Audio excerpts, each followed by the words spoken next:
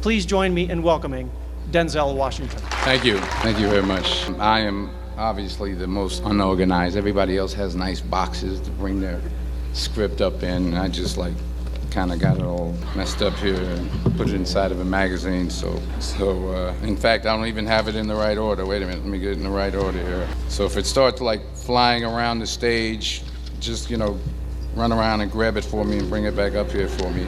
I'll keep going as I can. President Gutman, Provost Price, Board Chair Cohen, fellow honorees, beautiful honorees, and today's graduates. I'm honored and grateful for the invitation today. It's always been great to be on the Penn campus. I've been here before a lot of times for basketball games. My son played at the Palestra, played on the basketball team. Yeah, that's right. He played on the basketball team. Coach didn't give him enough playing time. We'll talk about that later.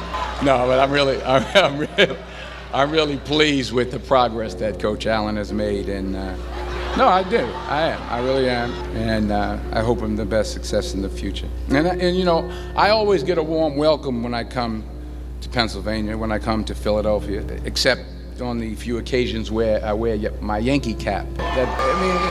What's wrong with that?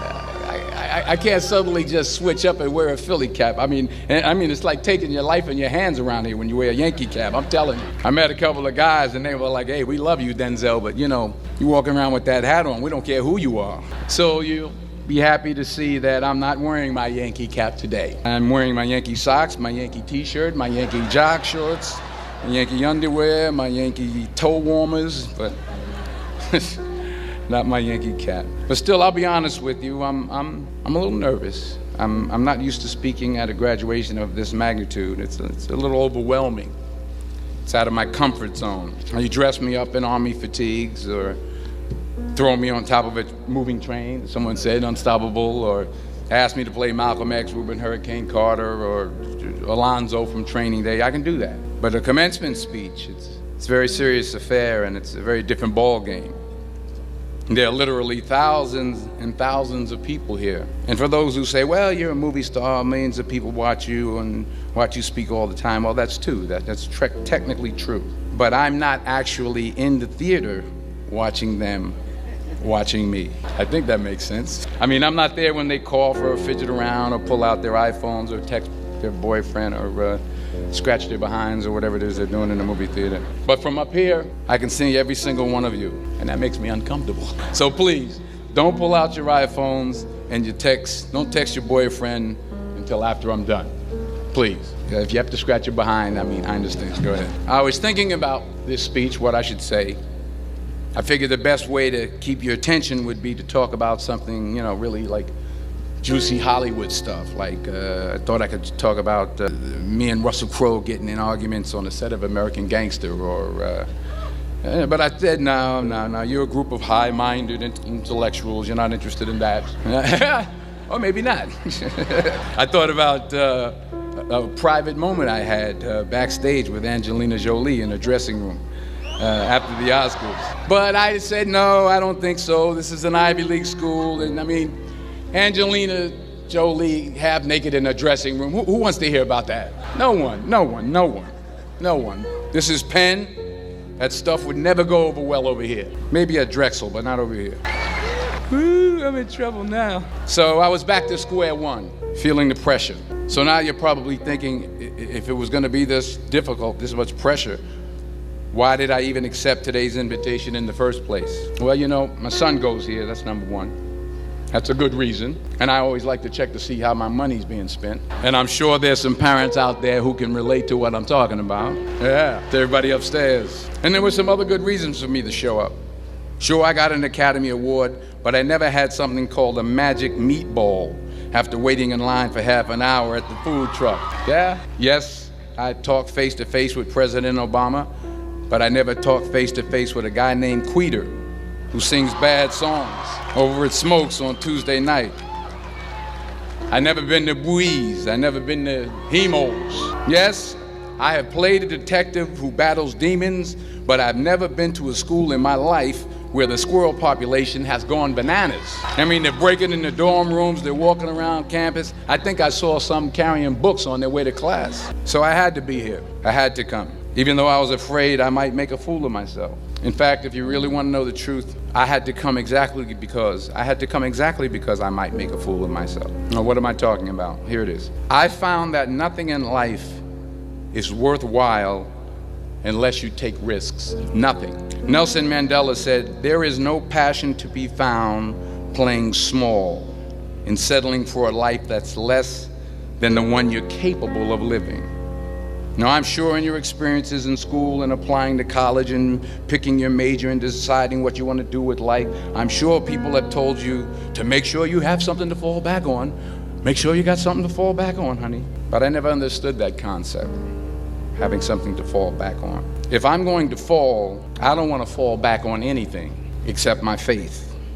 I want to fall forward. I figure at least this way I'll see what I'm going to hit. Fall forward. This is what I mean. Reggie Jackson struck out 2,600 times in his career, the most in the history of baseball. But you don't hear about the strikeouts. People remember the home runs. Fall forward. Thomas Edison conducted 1,000 failed experiments. Did you know that? I didn't know that. Because the 1,001st was the light bulb. Fall forward.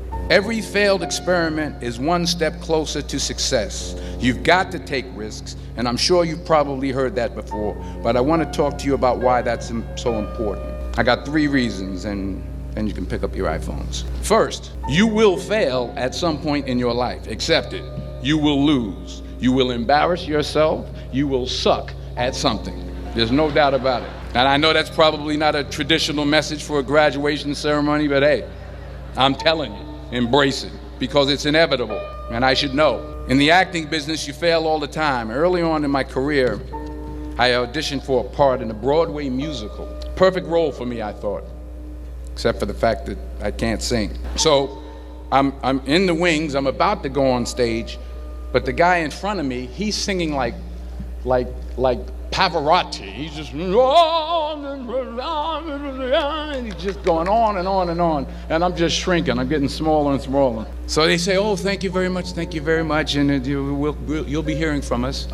So I come out with my little sheet music, and it was Just My Imagination by the Temptations. That's what I came up with. So I hand it to the accompanist, and she looks at it and looks at me and looks out at the director and was like, so I start, I'm gonna sing. I'm like, it's just my imagination once again, and they're coming away with me. And they're not saying anything, so I'm thinking I'm getting better. So I start getting into it. Running. This, thank you very much, Mr. Washington. Thank you. So I assumed I didn't get the job. But the next part of the audition, he called me back. The next part of the audition is the acting part of the audition. So I'm like, hey, okay, maybe I can't sing, but I know I can act. So they pair me with this guy, and again, I didn't know about musical theater. And musical theater is big, so they can reach everyone all the way in the back of the stadium. And I'm more from a realistic, naturalistic kind of acting where you actually talk to the person next to you. So I don't know what my line was. My line was, well, hand me the cup. And his line was, well, I will hand you the cup, my dear. The cup will be there to be handed to you. And I said, oh, okay. Well, should I give you the cup back? Oh, yes, you should give it back to me because you know that is my cup and it should be given back to me. I didn't get the job. But here's the thing. I didn't quit. I didn't fall back. I walked out of there to prepare for the next audition, and the next audition, and the next audition. I prayed, and I prayed, but I continued to fail, and fail, and fail. But it didn't matter, because you know what? There's an old saying, you hang around the barbershop long enough, sooner or later you're gonna get a haircut. So you will catch a break, and I did catch a break. Last year, I did a play called Fences on Broadway. Someone talked about it. Won the Tony Award. And I didn't have to sing, by the way.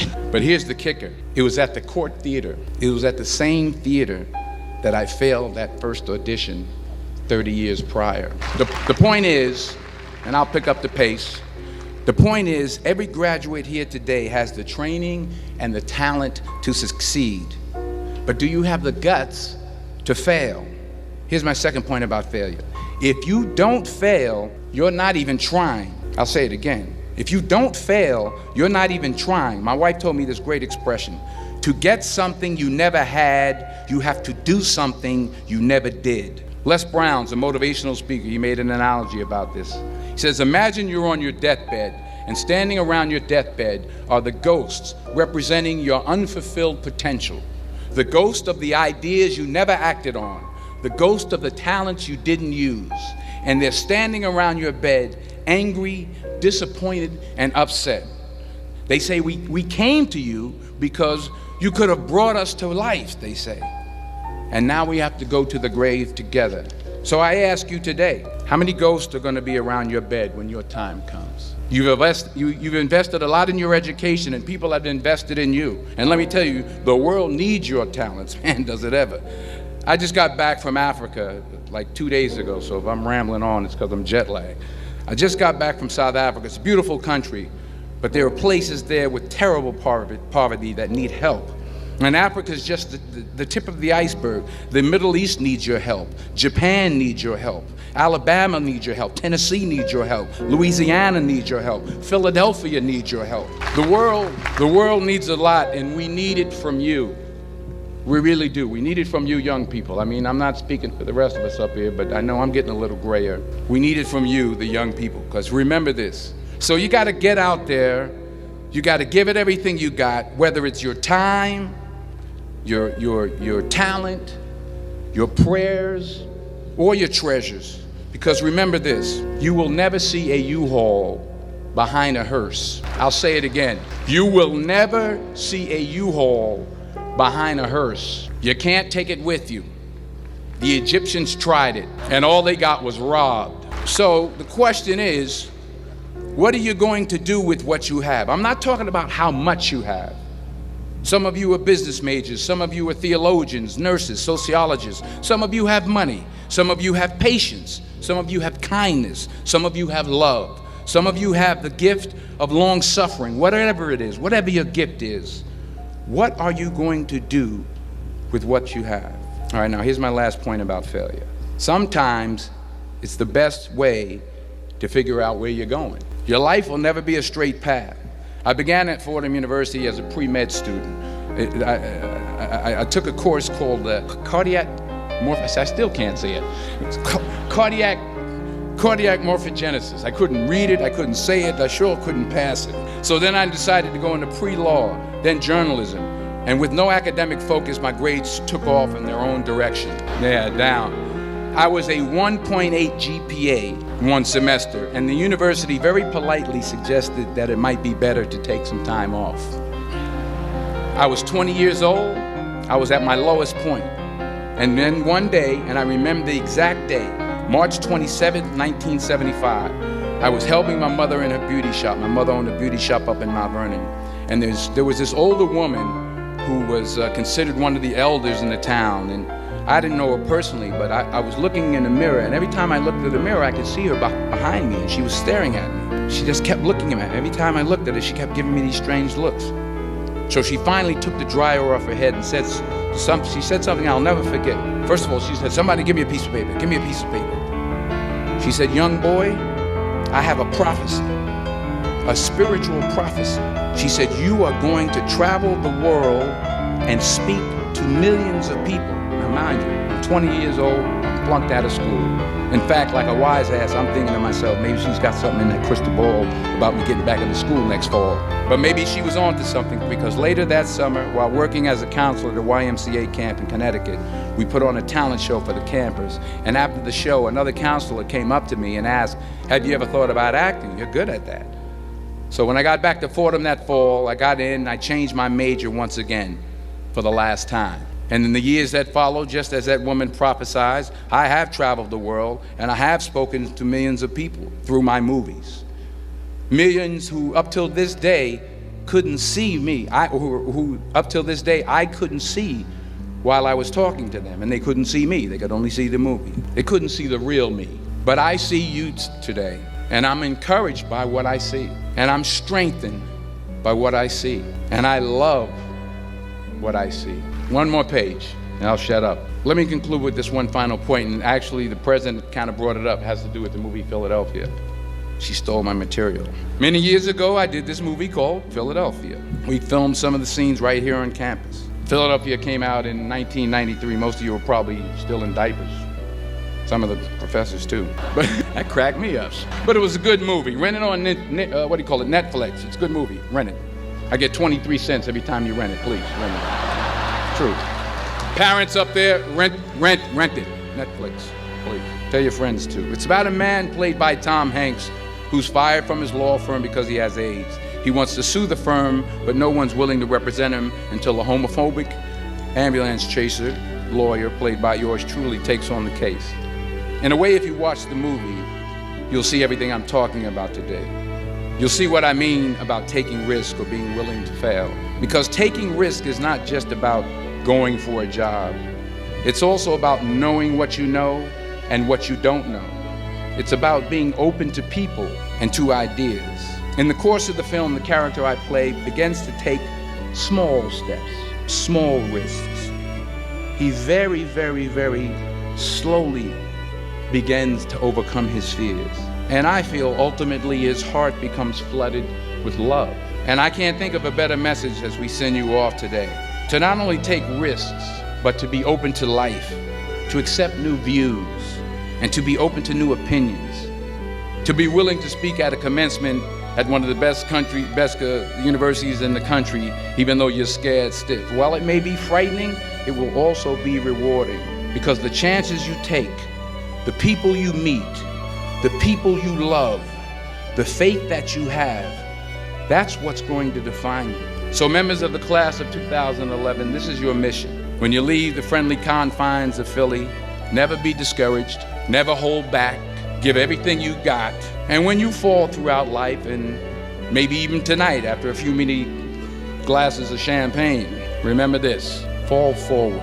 Congratulations, I love you, God bless you, I respect you.